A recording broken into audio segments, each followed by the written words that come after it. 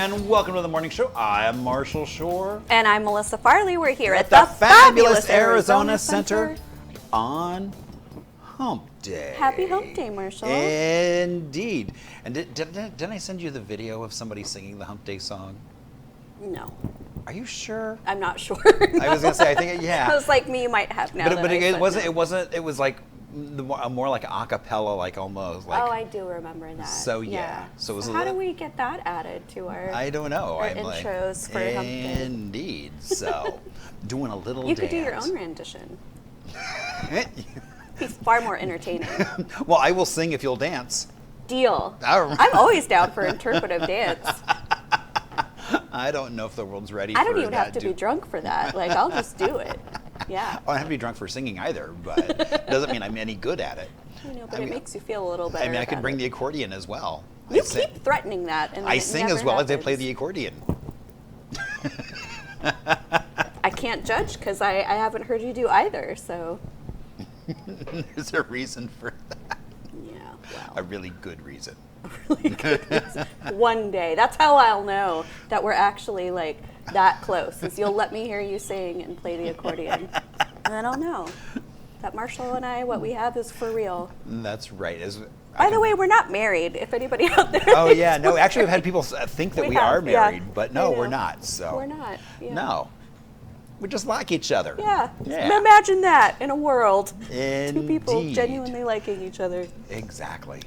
And I know what else you like. What? Oh, no. I walked right into that. You stepped right. You don't even have boots on. I did. Because I was so excited. I don't. All right, but I will let you rip off the...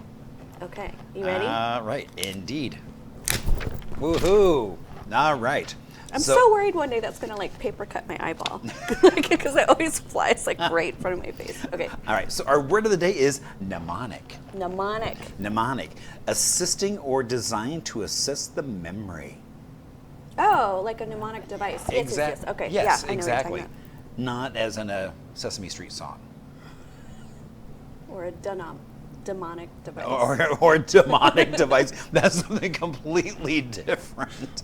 All right, so their sentence is, for the geography test, George developed a mnemonic aid to help him remember the names of the 5 Great Lakes. They don't give the example of The 5 what great... George developed? No. Oh, that's disappointing. Well, that was like Ray G. Biv, The Colors of the Rainbow. You know what's so funny is I used to tutor, and mnemonic devices actually work pretty well for me. Like, they help me a lot. Right. But I was tutoring this kid, and he was just like so angry that I was trying to give him more things to remember. Like, he just could not get over the fact that it was more information. And I was like, okay, well, clearly this isn't a good method for you. I'm sorry. Right, but for a lot of folks it is. I mean, yeah. Again, Roy Jean Biv. What do you use mnemonic devices for? That's what we want to know. In everyday life, what is your mnemonic device? I feel like I do that, though, still, with like every weird random little things. Like, I do that. Or it's, just trying to figure out it's like an order of things. I mean, but said like the 5 C's, it doesn't really work for Arizona's 5 C's because... Yeah. Well, I do it for remembering names because I'm actually not that great at remembering people's names. And then a lot of times I'll think of like a feature or something that they have, and then I'll come up with a way to remember their name that way. So, no, I'm not giving you an example because a lot of times they're not things that I know. Well, that's like, people have nicknames. I'm like, they don't know their own nickname. But Yeah. I have a great nickname for you that I never shared. Ooh. No, I'm kidding. I was going to say, it's like, I only hope someday maybe you can serenade me as I play the accordion. Coco. It's Coco. Because I always like to take one thing off when I'm walking out the door. No. No, because Coco Chanel, her thing was like, you always take off. I know, yeah. And I'm like, oh no, you always add more. No, I knew what you were talking about. For some reason, I went to my husband, because he has really bad ADHD, he can never leave without coming back. Like, he always forgets something every single time. And it's crazy how consistent that is and how much you can depend on. He'll walk out the door, lock it, I hear the car start, and I'm literally like 5, 4, 3. Yeah. I forgot my wallet. I forgot this. Yeah. So, okay. Well, we're gonna stop talking crap about my actual husband. Pat's like, do you ever say anything nice about me? It's like, yeah, I feel like I do, don't I? I say good things. It's all nice. I mean, it's not bad. No. I mean, you could be saying much worse things. It's just real. Yeah, exactly. I as much as I give him stuff, I lay out my own stuff, I feel like. Right, exactly. So, okay. Pat, we love you. Mwah, mwah. We're going to take a quick break. We have really amazing guests here in the studio that I think you're just going to fall in love with. So we're going to take a quick break. We'll be right back after this to introduce you to them.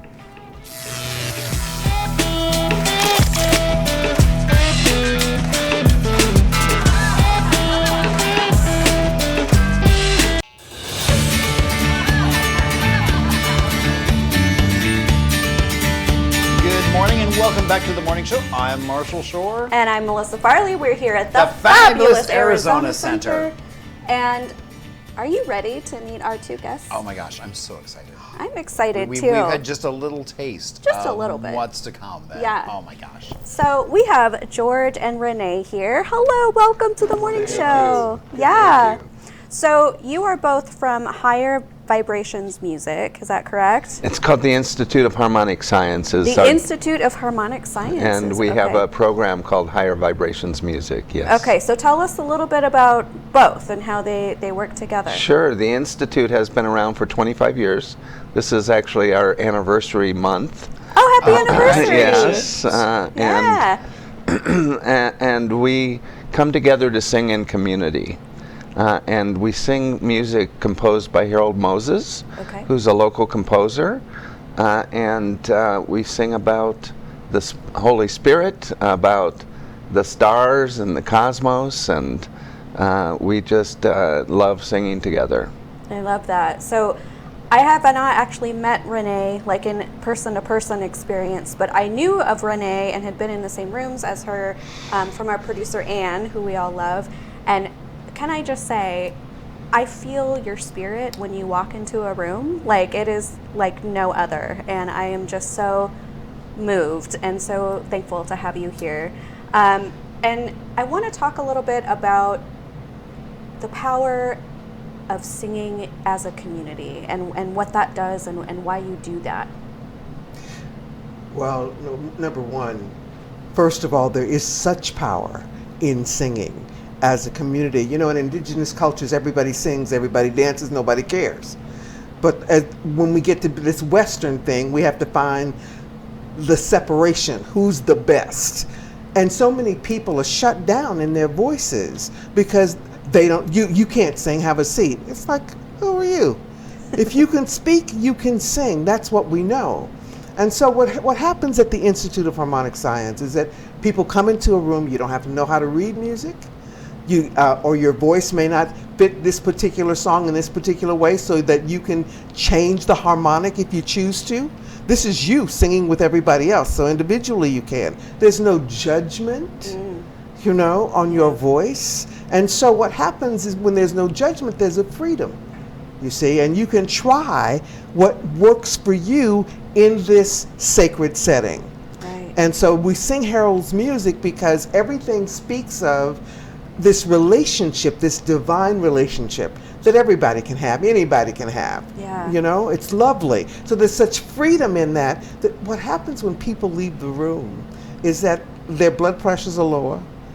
We've taken charts, you know, and energy is different, and they take that out to their lives, you see. Yeah. And there's more confidence in who they are. And we have mothers and daughters, and we have mothers and sons, and we have anybody who chooses to sing from this perspective. And it's freeing.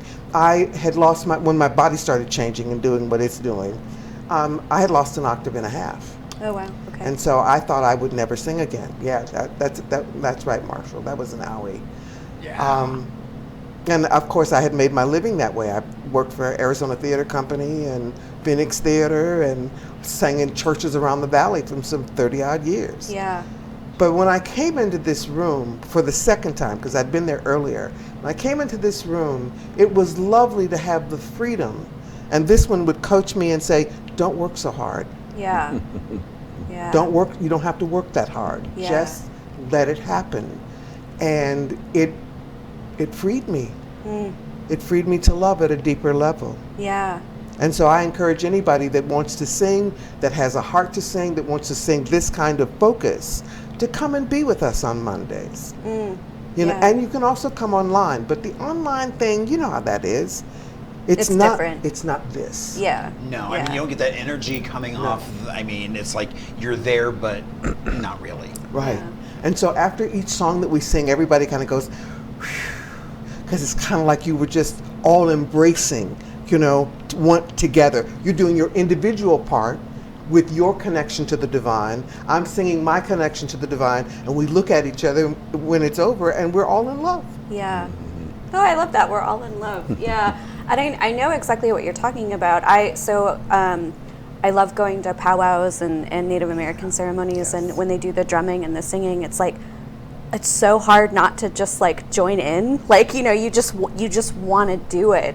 And Marshall and I were making jokes earlier. Neither of us sing well, but we both experience and feel the power of music. We've had live bands in here, and it just changes the energy. It shifts everything. We just love it, you know? It's just an amazing thing. And so to have a place where us really bad singers could still go and kind of have that experience would be really incredible. You don't have to read music, and there's no judgment on how your voice is now. Just come with your heart open and this willingness to share yourself. Yeah. And the divine that you are, you see, which is another thing that people don't know a lot about. Yeah. And it's not about singing out to God Right. as much as it is my relationship with the divine and singing from within. Yeah, I know It's what you're good talking stuff. about. It is good stuff. Yeah, that's good stuff. So I was looking at some of the information that y'all had sent in, and you talked about improvisational singing. What does that mean exactly? Well, Harold writes music in a way that allows us to play with it, to be able to do fractals or portions of the lyrics and just go off and riff on that for a period. And so you have people singing different lyrics at different times, and it just blends together. And it's a creative expression. And I heard how, Marshall, you were saying that you weren't confident in your singing earlier Or in the show. I'm going to say, well, it's more that people aren't quite ready typically for it. Well, and So- that's the thing, is that we create an environment where we're ready to hear people's voices, and people can find their voice. You know, I came from a family where, from my mom on down, and I have 8 siblings. None of us. Yes. Sorry, both of us are only children, so every time we hear that, we're like, All of us would say, you don't want to hear me sing. And as I started to open up to singing, I actually, in 2015, had throat cancer. And my doctors didn't know if I would ever be able to sing again. And so it became so important to find my voice again. And, you know, in fact, that was a turning point in my life where I had seen that I had shut my voice down. And so this work is about really opening that up, and opening that up for others who feel the same way. yeah. So I think it's a cool thing to consider exploring, in the sense that I've been in so many different workshops for women in business and psychology groups and all these things, and they talk all the time about, oh, well, you don't have claim or ownership of your voice. You need to find your voice, you know. Yes. And I wonder sometimes what the benefits of doing something like this could be, just as a form of getting in touch with yourself and discovering that divine within, you know. So I want to know how this got started. Can you share a little bit about the history of how this became a thing and how it grew to what it is now? well, it really came out of Harold Moses's work, and he's been composing for now about 4 decades. Okay. Has hundreds of songs that he's composed, and when he moved to Arizona in 2000, he decided to start a nonprofit called the Institute of Harmonic Science. I was one of the founding board members, and I'm the executive director of the organization now. And it was really to create a place where people could find their voice, exactly what you're saying. And to sing this sacred music, everybody who comes, they leave uplifted. They leave their troubles by the doorstep and step into a harmonic environment. And it's non-denominational. Okay. Right? You don't have to have any previous experience. You can be an atheist. It's okay by us. Yeah. It doesn't matter. Yeah. Because the divine is everywhere, in everybody. Yeah. And when we learn to see that and sing from that place, we always say that if I'm speaking, I pray once, but when I'm singing, I pray twice. So you can find that, and there's the word that I love the most in that room is acceptance, which is the thing that a lot of people don't find anywhere. Right. Yeah. So it doesn't matter who you are, what your background is. Yeah. Especially right now, I feel like You an bet. invitation like that for community and acceptance is so important. I think we're encountering so many more people that are scared to even exist as who they really are. Yeah. And so being able to connect in this way is so important. I keep thinking about, I know it sounds weird, but I keep thinking about Celine Dion and how she went through what she went through with her With Renee. stiff person syndrome and lost her ability to sing the way that she wanted to. And I keep just thinking how grateful I am that you didn't stop singing, because I know that really stopped her for a long time from performing and doing this work that she loves so much. And I'm so grateful that you kept going. Yeah. I'm grateful. And then you have such winners like Dennis Rowland in the community and Scottsdale Community College that I have the opportunity to share that with. But it's really the work that gets done on that Monday evening and with Harold and the Institute of Harmonic Science that gives me a basis and just a place that I know I can go and freely sing with others. Yeah. I've been a soloist for so long. So it's really something to sit with other people in a room and to hear harmony again. And to be able to find harmony. And Harold every once in a while holds a master class and allows us to come in. Oh, wow. Oh yeah, it's good. That's so cool. And I feel so intrigued because I even as a young girl, like when I would do high school musicals, I know this sounds silly, but I swear I would feel God when I was up on that stage. When and again, I wasn't singing well, but just being part of creating this thing was like I could feel it, you know. And so, and I miss that. I miss that in my life. So I'm definitely intrigued. What I would love is for you to share how people can find out information to come and get involved. And then if you have some time to sing a little bit, something for us, that would be wonderful. Fantastic. We have a website. It's Higher Vibrations with an S, music.org. On there are our events, which Renee talked about. Every Monday night for 2 hours, we come together to sing just for the joy of singing, not to rehearse for a performance or anything like that. In addition, we have a choir called the Troubadours, where we travel to different locations like senior centers. We sang at the Beatitudes Senior Center and various churches and spiritual centers. So if you would like to be involved in a performing choir, we have that as well. So come to the website and check us out. And we join together at Harold's home, which is in Moon Valley, around 7th Street and Thunderbird area. But we're looking for a larger space where we could have hundreds of people come together. So we're looking for a resonant space that might have a grand piano in it, where we could come together and sing. So if anybody knows of that, please contact us about that. Hear that, community? They're looking for a space with a grand piano. If you can make that happen, please reach out. How cool would that be? Yeah, that would be beautiful. Yeah. Okay, well, thank you so much for sharing that with us. And Troubadours, that's a great name. Yes. I love that. Yeah. Okay, would you like to sing something for us? Renee? I'd love to. Yay!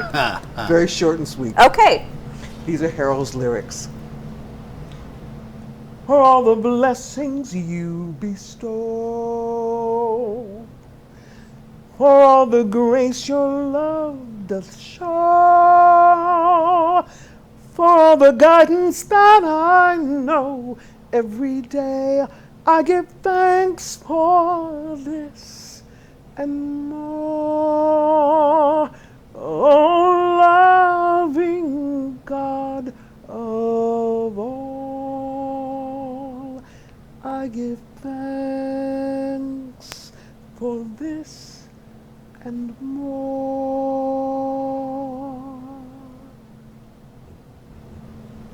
Woo! Wow. Beautiful. Thank you. Well, George, Renee, thank you so much for being here. We've so enjoyed our time with you. We're going to take a quick break. We'll be right back after this with history, things to do, and some celebrations. Indeed. Yeah. Maybe we'll get this one to sing. We'll see what happens. Keep it right here.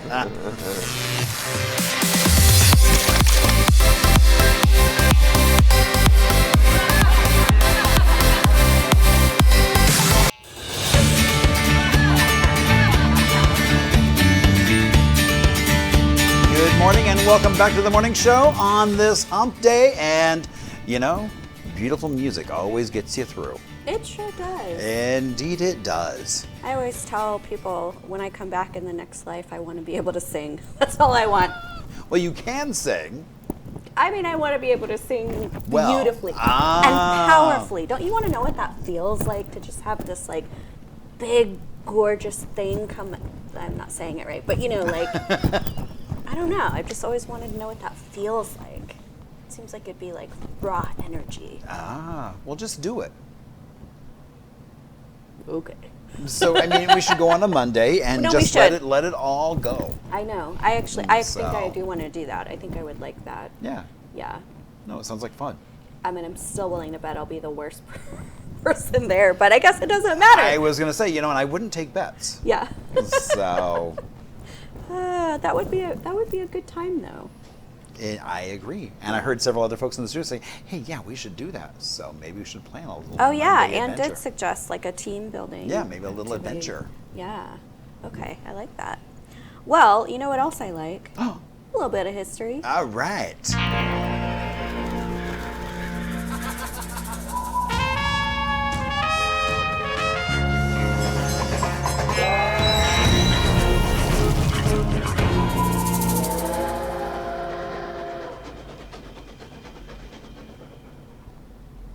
All right. So, Arizona has all kinds of critters. It sure does. Some that are friendly, some that are not friendly, some that warn you if you get a little too close. Some that try to kill you without warning. So basically, back in 1929 on this date, Phoenix road maintenance crews were provided with first aid kits and tubes of anti-venom to basically, as they're out working on roads, for snake bites after 50 rattlesnakes were killed by road crews. 50? Yeah, so Wow. yeah. This was back, this is 1929 when Arizona was still very much the Wild West. Yeah. And so they were out there getting roads for the first time. And I thought this is actually a good point to just mention. It's be wary, especially as people are now out earlier in the morning doing things, and don't be shocked if you suddenly hear a little rattle. They're just letting you know that they're close by and you're close by. And Yeah, really, it's like, you don't mess with me, I won't mess with you. Exactly. I'm over here, don't come over here. Right. don't tread on me, and I won't tread on you. Yeah. So. Yeah, they're kind of like bumblebees. I don't think they want to attack you. They're Right. just trying to do their thing, Yeah, last year about this time I was actually out in Oracle, walking down a sidewalk and too busy chatting. All of a sudden, the next person was like, it's like, oh yeah, further down on the sidewalk was a rattlesnake just sitting there. Yeah. Didn't even notice us yet, but it's like, oh, good thing you pointed that out. I would have. Yeah. It's funny, the New York Times, a week and a half ago, just sent an article in one of their newsletters about, I don't know if you've seen this, the guy that has been bit over 200 times, but he lets them do it to build up a tolerance and kind of the antibodies, and so now scientists are studying him to try to come up with Oh, wow. cures, for snake bites. So Very cool. yeah, but what a weird thing. I'm the guy that let a snake bite me 200 Yeah. times. Yeah. Very cool. Yeah. So Anyway. All right. So on to things we can celebrate. You know what? There's a Tupperware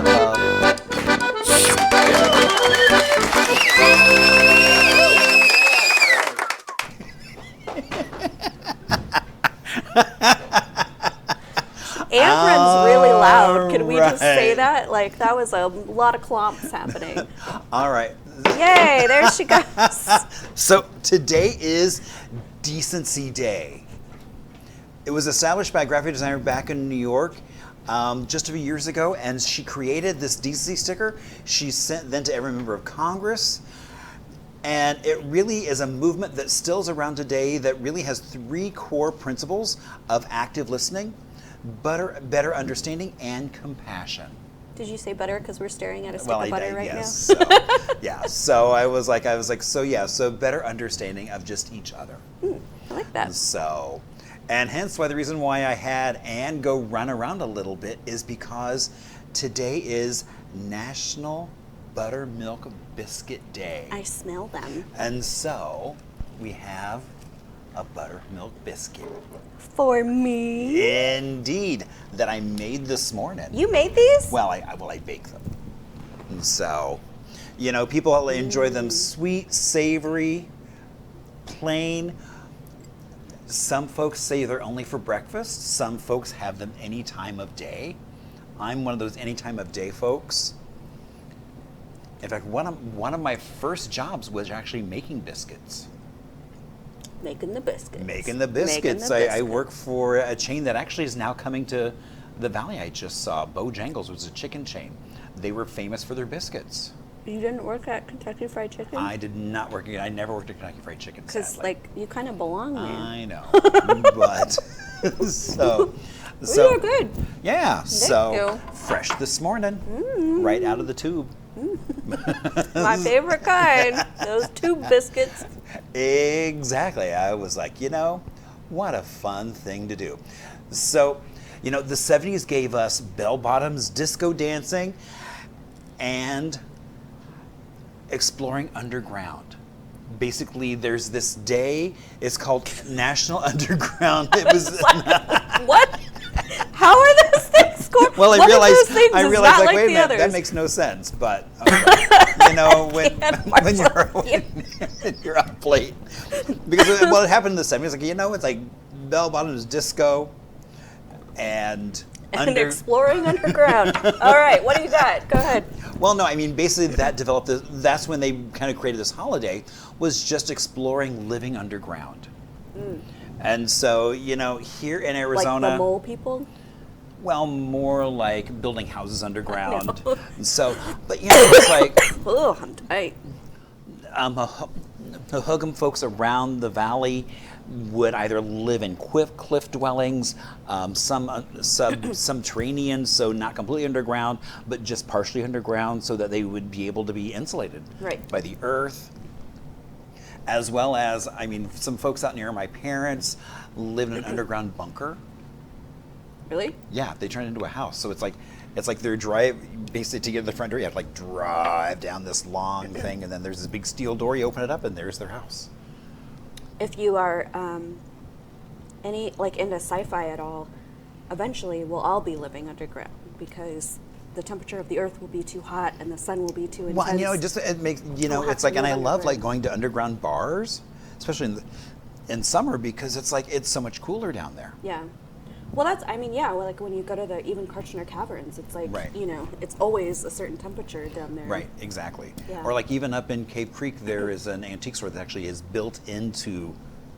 What? Yeah. Oh, you'll have to tell me. So, what that is. yeah, Like, so I mean, and it also kind of plays into our mining heritage, just because, I mean, so many folks didn't live underground, but they spent most of their day underground. Yeah. And so I thought, you know, what a fun day to just kind of explore Arizona in a different way. Totally.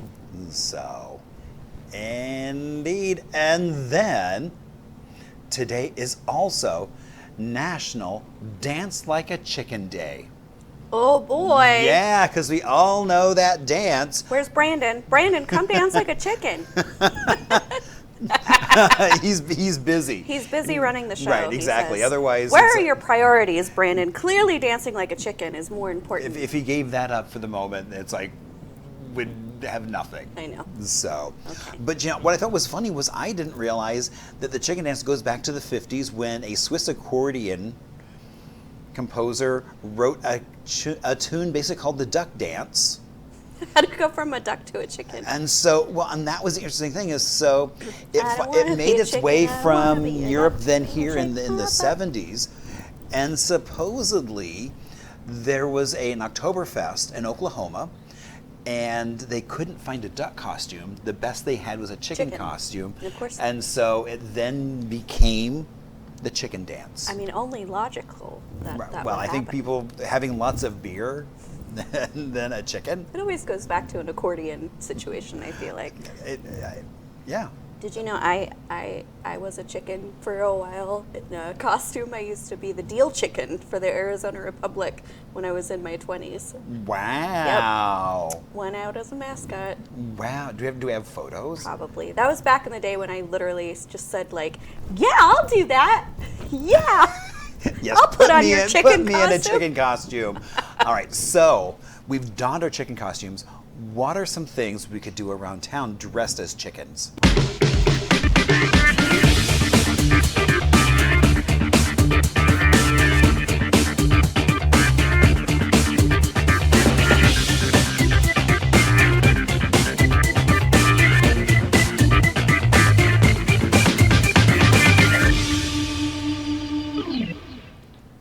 So I'm really starting to believe that Dylan has a thing for Shrek because we do a lot of Shrek. Oh, Brandon's that makes sense. Yeah, okay. Yeah, Brandon. Why does that a- make sense? Because remember he did the SpongeBob dance and the Sandy, the squirrel dance. So we do these for Brandon. Okay, I got it. That's So a what's the great connection job. between SpongeBob and Shrek? I don't know. That's true. I did say SpongeBob. They look didn't I? nothing like each other. One lives under The sea, and one lives- right. One's with a one lives in pineapple. a bog. One lives in a pineapple under the sea. One lives I in a don't bog. know. How did I confuse those two things? How weird. I mean, even Squidward is blue, not green. That's true. So I don't know, Marshall. Okay, anyway. Shrek wears clothes. So clearly I wouldn't do well at the Shrek trivia night since I think Shrek is SpongeBob. So, okay. It's at the Sugar Bar in Chandler at 7 p.m. Don't have me on your team. Or if you do, I just love, like, every answer would be SpongeBob. I didn't even get where he lives right. It's not in a bog, it's a swamp, whatever. Okay, so it is Shrek trivia night. All the movies are Must have in just been play. a bog and a swamp. I Are don't they know. kind of the same thing? I hope so. I feel like I at least got one right. So whether you're a super fan of Donkey, Shrek, or Fiona, we want you to come play over at Sugar Bar. There is no cover, and it starts at 7 p.m.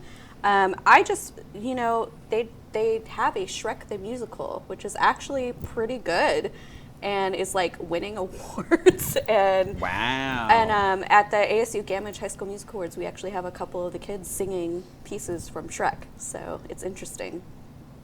Wow. Yeah. Well, there you go. I know. Crazy, right? I look like Shrek. I look like the ogre today. Or a giant booger. I don't know. Okay. We've also got, we're classing it up a little bit from Shrek. We've got Swan Lake International Ballet Stars at the Orpheum Theater. This is going to be at 7:30 p.m. So this is the world's most in-demand ballet, and it's presented by Classical Arts Entertainment and performed by the State Ballet Theater of Ukraine. It's a full-scale production of Tchaikovsky's legendary score, and it brings the masterpiece choreography by Marius Petipa and Lev Ivanov to life. Tickets start at $76, and again, that's at the Orpheum Theater at 7:30 p.m. I've seen Swan Lake a lot, because I studied ballet when I was a kid. So. Oh, I didn't realize that. Oh, yeah. Yeah, I couldn't do point because we've talked about this, I have double jointed toes, and Right. so I just couldn't ever get it to work, which was devastating. So then I found modern dance and fell in love with Martha Graham and went my own way that way. We've also got more trivia. If you're not into the Shrek thing, like Brandon, we've got Arrested Development trivia at the Valley Bar in Phoenix at 6 I was say, p.m. I thought it was Dylan putting this stuff together, but I think maybe it's Brandon. I think Dylan did it because he knows Brandon likes Shrek. Because Dylan is kind-hearted like that. Yeah. Not like the two of us, just crass. I'm not gonna do that. But this is Arrested Development at Valley Bar in Phoenix at 6 p.m. So, you know, I've watched this show for so long, I feel like I could like quote all of it. This is all for the George Michael fans out there. This is totally free to participate. It is a 21 plus event. You have to sign up at 6 p.m. and then the trivia starts at 6:30. So, did you ever watch Arrested Development? Spotty. Spotty. I mean, like here, there, but I didn't like watch it. Okay. So. All right, that's fair. Yeah. We've got Hot Ones Wings Eating Challenge at the Puro Cigar Bar in Chandler. This show has become like my new obsession, literally. As I die again, not from hot sauce, just life. It's 10 wings, 10 sauces, no quit. They're bringing the heat, literally. This is their version of Hot Ones Challenge based on the online show, and it ends with the infamous last dab. If you think you can handle it or just want to watch and sweat and witness the chaos up close with a cigar and a drink in hand, those are all available options to you. It's a $25 registration fee, and that is 6 p.m. I feel like you would actually do really well at this since you like spice so much. Are you familiar with the show? No. Okay, so Marshall. Okay, so basically he interviews like big celebrities, like really famous people, while they're eating hot wings. And you start out mild, and then it gradually gets hotter and hotter and hotter. And what happens, right, is you almost go into like a survival mode. So you break out of like your PR responses and like your kind of canned answers, and then you get some really genuine like stuff. Wow. And they get pretty hot, and so at the last wing, you're supposed to do like an extra dab of like the hot sauce. Well, you're not. They invite you to. They invite you to, but Yeah, you yeah. don't have to. Yeah. So yeah, I feel like you would do pretty good with that. I wouldn't. No. I really love because like the women handle it like champs, you know, a lot of times, and then like the men are the ones that are like look like they're even Hugh Jackman like was just like crying, like, yeah. Wow. You should watch an episode or two. It's really funny. Well, I used to love Silent Library. Okay. Tell me more. So they would have like a table of folks that they would then spin a wheel. There would be a challenge, and so then they would like have to eat something or do something, and everyone at the table would have to be silent. So like, you know, like maybe like even like hot wings, so you had to like eat these really hot things and not make any sound, and the folks at your table couldn't laugh at you at your response or anything else. Oh my God, that would be really hard. Yeah, so I mean that's why I was saying, but they also would bring out things like. Is that an old show? I think so. It was bring that back. I mean, oh no, it was so much fun because they would do really wacky things. I should look that up. That sounds interesting. And so like you had to like stick your hand in a bag and. Nope, don't like that. So yeah, so they would do all these weird things. And it sounds cool. Dylan, when he said Silent Library, I was like, that sounds like the most boring thing on the planet. But actually, no, sounds and so then interesting. like I think the U.S. version started taking place in a library. Well, looking like a library. I don't know if it actually was a library, but. Because I'm like, I'm there's intrigued. no. But then they would have like a little librarian officer. Shh. That would be you. You're the librarian. All right. Well, now I've got to go to Monday Night Freedom Singing. Right. And look up Silent Library. Or I wonder if there's a way, could you mix hot wings and singing? Oh, God. We're already at a deficit, Marshall. Why are you making this harder? Okay. And the last one, I am too old to know, but I believe it's Cupcake. Is it Cupcake? Cupcake at the Marquee Theater in Tempe at 7:30 p.m. Oh, that is not what I was expecting. She's stunning. Okay, come celebrate the influential rapper and pioneer for LGBTQ rights Cupcake as she takes the stage at the Marquee Theater performing her greatest hits such as Doggy, CPR, Deep, and more. Tickets are $35 and up, and again, that's at 7:30 p.m. at Marquee Theater. Do you know Cupcake, the rapper? I do not know Cupcake. Okay, we're too old. But there you go. Exactly. Cupcake is at Marquee. I actually really like the Marquee Theater. It's a fun place. I haven't been there in a while, so maybe it's time to go back. It's not glamorous. It's just like, I think it just reminds me of like my college days. Okay, you well, that know, makes and- sense. Yeah, yeah. So. But I enjoy it. I enjoy it as a venue. Well, Well, we have no wings. we have biscuits. We got some biscuits and some butter. We got some biscuits. We got butter. That's right. And I'm I in good shape. forgot, and so I do have some orange cinnamon marmalade that I forgot to bring out. Ooh, that sounds So, good. Yeah. That's the best part right there. Is that marmalade. Indeed. Well, thank you for joining us on this hump day. It's been really fun hanging out with Renee and George.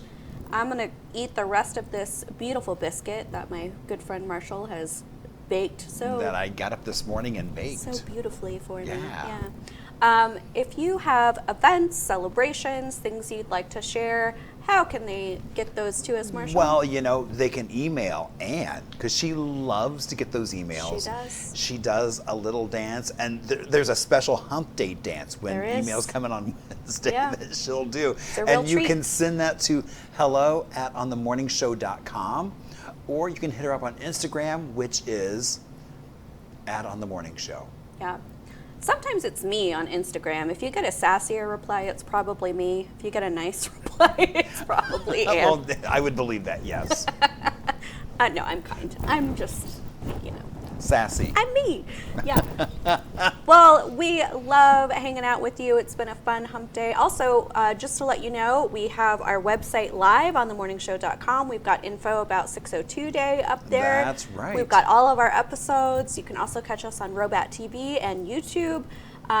We're going to be doing some really cool things. So if you're Yeah. down to partner with us and work with us, we're also open to those kinds of collabs. You can shoot us an email or a DM, just like Marshall said. But thank you so much for joining us. We'll be back with you Thursday. Indeed, tomorrow we'll be right back here. We sure will.